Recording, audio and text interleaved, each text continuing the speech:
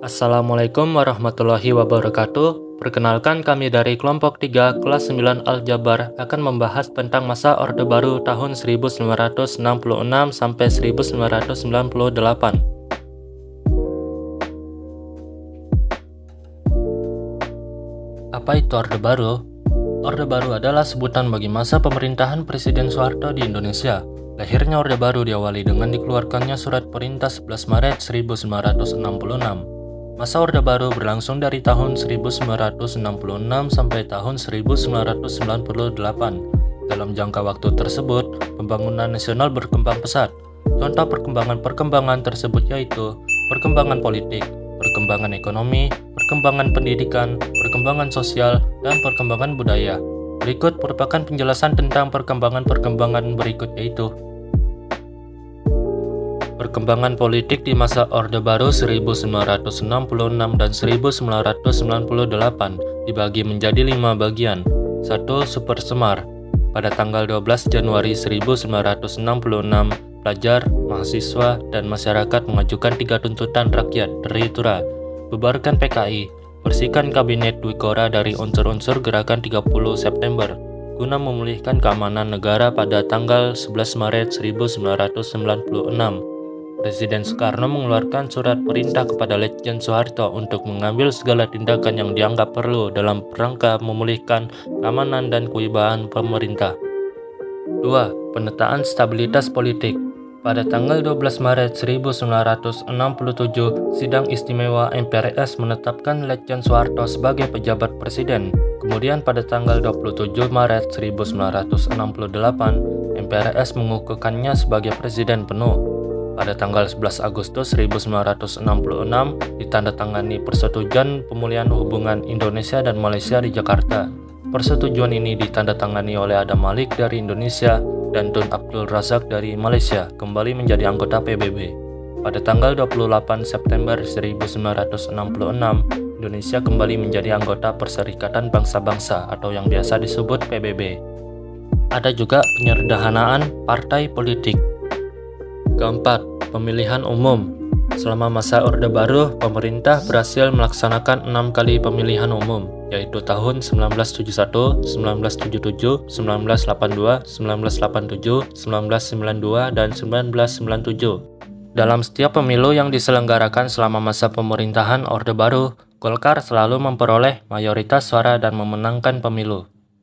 Dan yang kelima adalah Dwifungsi ABRI. Dwifungsi ABRI maksudnya adalah bahwa BRI memiliki 2 fungsi, yaitu fungsi sebagai pusat kekuatan militer yang melindungi segenap bangsa Indonesia dan fungsi sebagai kekuatan sosial yang secara aktif melaksanakan kegiatan-kegiatan pembangunan nasional.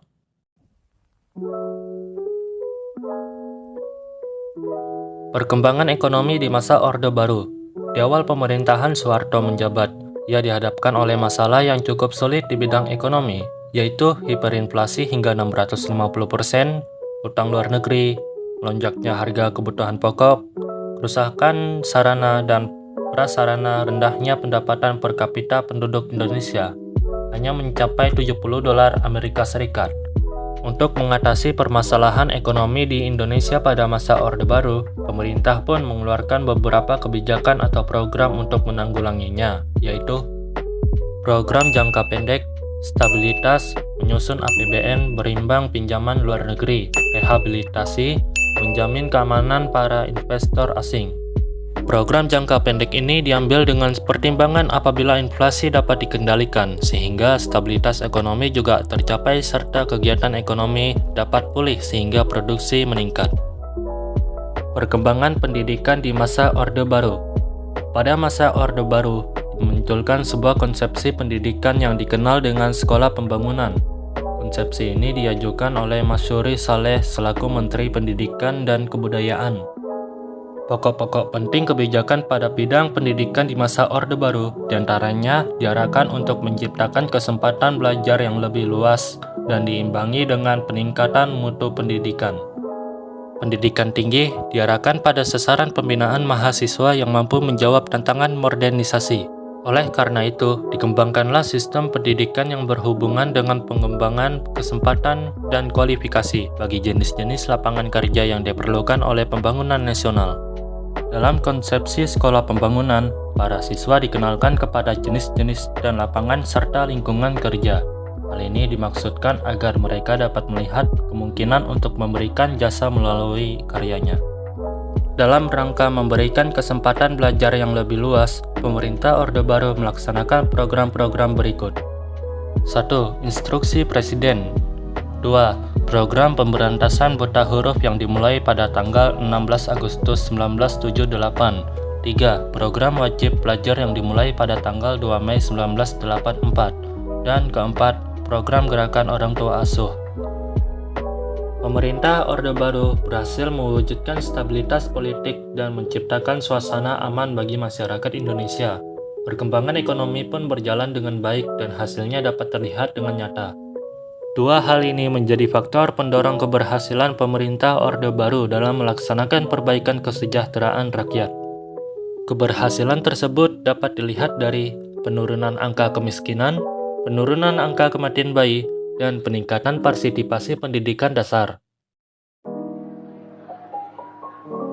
Perkembangan kebudayaan di masa Orde Baru. Usaha peningkatan dan pengembangan seni dan budaya diarahkan kepada upaya memperkuat kepribadian, kebanggaan, dan kesatuan nasional. Oleh karena itu, dilakukan pembinaan dan pengembangan seni secara luas melalui sekolah seni, kursus seni, organisasi seni, dan wadah-wadah kegiatan seni lainnya. Selain itu, dilakukan pula upaya penyelamatan, pemeliharaan, dan penelitian warisan sejarah budaya nasional. Upaya ini diwujudkan dengan menginventarisasi peninggalan purbakala yang meliputi 1165 situs purbakala dan rehabilitasi serta perluasan museum. Sekian penjelasan dari kami. Wassalamualaikum warahmatullahi wabarakatuh.